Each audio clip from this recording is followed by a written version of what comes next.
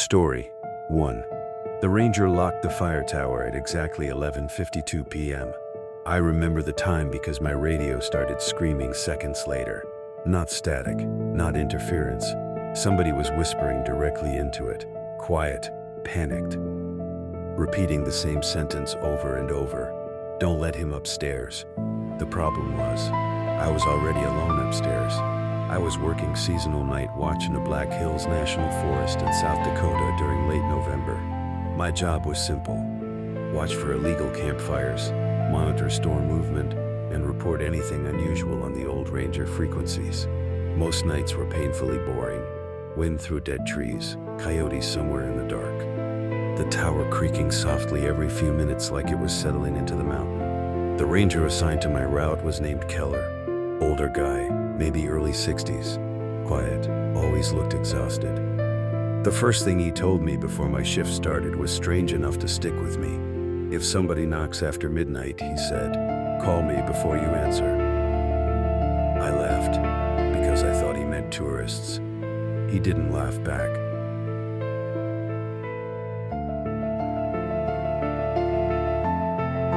Around 10 p.m., the fog rolled in hard enough to erase the forest below the tower.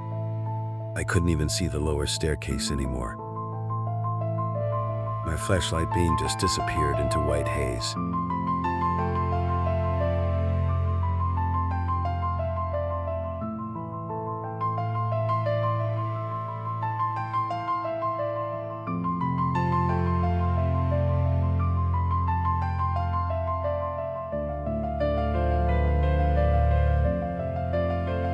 That kind of isolation does something to your head after a few hours. Every sound feels closer than it should. And then I heard footsteps below me. Slow footsteps, metal stairs groaning one at a time. At first I assumed Keller had come back, but nobody called up, nobody used the radio. The footsteps climbed halfway, then stopped. Silence. I leaned over the railing with my flashlight. Nothing. Just fog drifting around the staircase. That's when my radio crackled again. Why did you lock me out? The voice sounded exactly like Keller. I grabbed the radio immediately. Keller, where are you? No response. Just breathing. Wet breathing. Then the transmission cut off. That's when I noticed something worse. The padlock on the tower hatch was hanging from the outside latch. Locked. I stared at it for a solid 5 seconds, trying to understand what I was seeing. There was no way that made sense. I was standing inside the tower, but the lock was fastened from the outside. My hands started shaking instantly. I wish I could explain the feeling properly. It wasn't panic at first. It was confusion so intense it physically hurt, like your brain refusing to process something directly in front of you. Then somebody knocked from underneath the hatch. 3 slow knocks. The sound echoed through the entire tower. I backed away so fast I knocked over my coffee thermos. Hot coffee spilled across the floorboards while another knock hit the hatch. Louder this time. Keller? I asked. Nothing answered. But a few seconds later, footsteps started descending the stairs again. Slow, heavy. Like whoever climbed up had changed their mind. I stayed awake the rest of the night, gripping the flashlight like a weapon. Every 20 minutes, the footsteps returned, sometimes climbing halfway, sometimes reaching the hatch, never opening it, never speaking again. At sunrise, the fog cleared. The padlock was gone. No footprints, no range of vehicle below. Nothing. When Keller arrived around 8 a.m., I immediately told him everything. The strange radio calls, the footsteps, the lock outside the hatch. His expression changed instantly. Not confused, worried. He asked me one question. Did you open the hatch? I told him no. He nodded slowly and stared into the trees for a long time before finally saying, good. That night, I searched the old ranger logs stored inside the tower cabinets. Most were weather reports and patrol notes dating back decades, but buried near the bottom was an incident report from 1998. A ranger named Eli Warren disappeared during a blizzard while staffing the exact same tower. Last radio transmission, Somebody locked me outside. His body was never found, and according to the records, Keller had been the last person to speak with him. By the end of my final shift, I realized something even worse.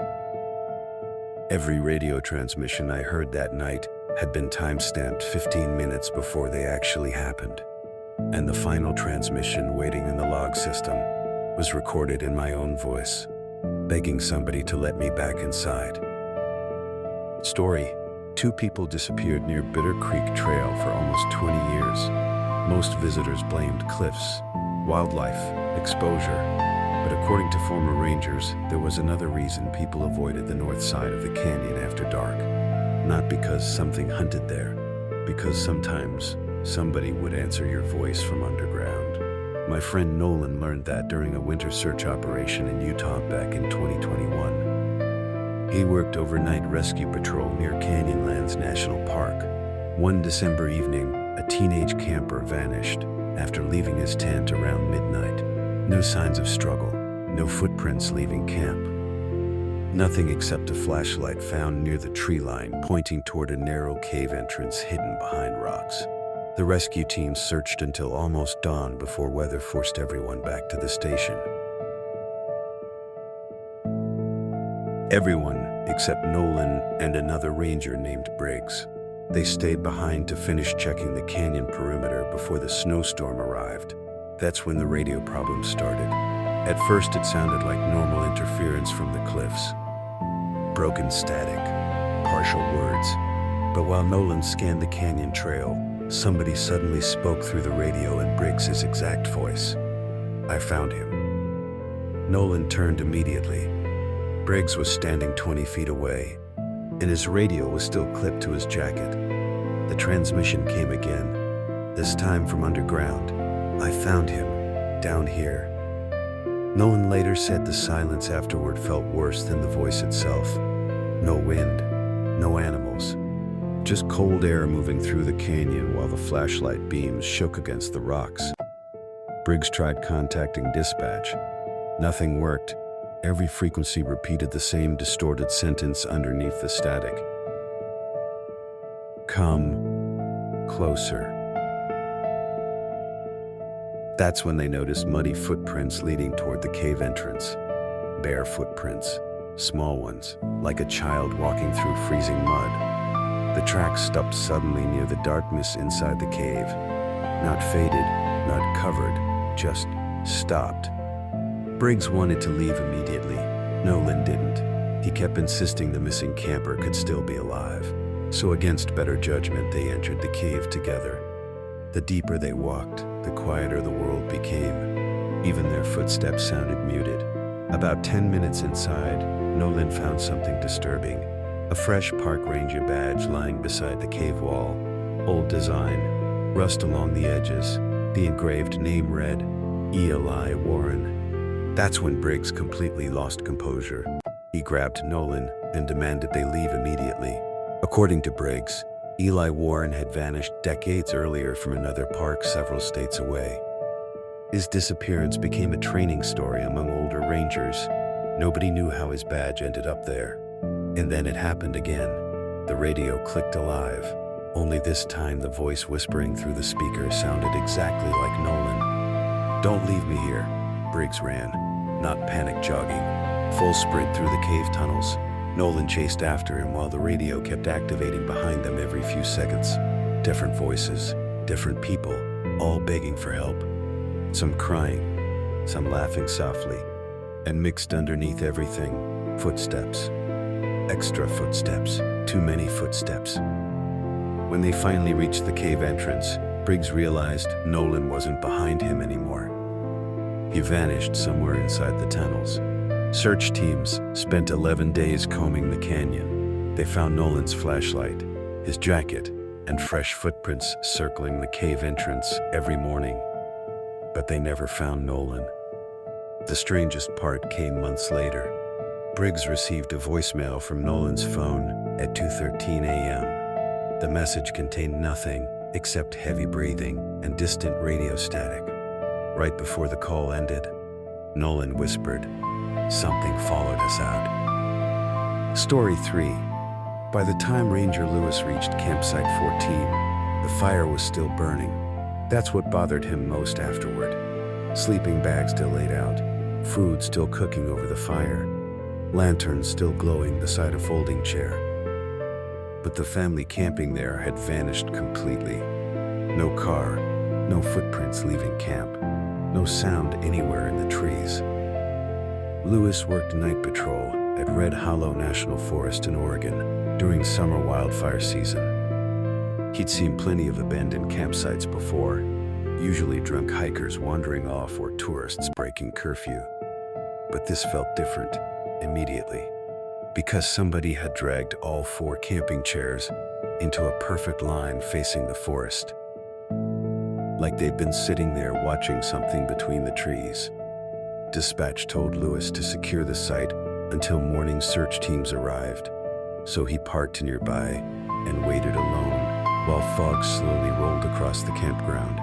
Around 1 a.m., he started hearing movement deeper in the woods. Not animals, footsteps, several sets, always circling, never approaching directly. That's when his flashlight flickered toward the trees and briefly illuminated a little girl standing near the trail sign. Lewis called out immediately. Girl didn't respond. She just stood there staring at him, then slowly walked behind a tree. When Lewis reached the spot seconds later, nobody was there. But muddy footprints covered the ground, adult-sized footprints. That's when he noticed something worse. Every footprint pointed backward, like whoever made them had walked in reverse. Lewis contacted dispatch again, but the radio audio kept cutting out.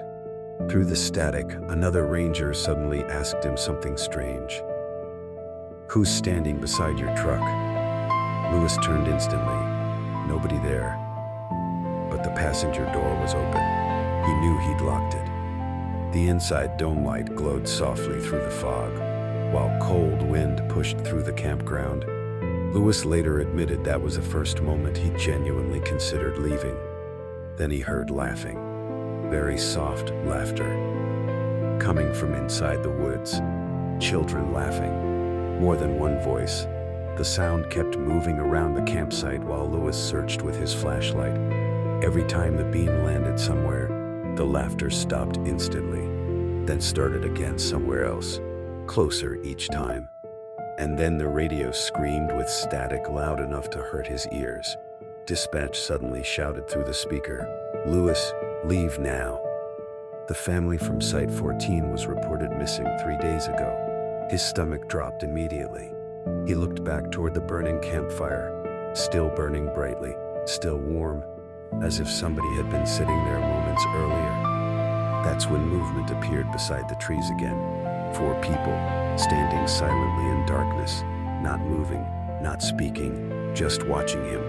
Lewis backed toward his truck without taking his eyes off them. But before he reached the door, the flashlight beam finally illuminated their faces. None of them were the missing family, but all 4 were wearing their clothes.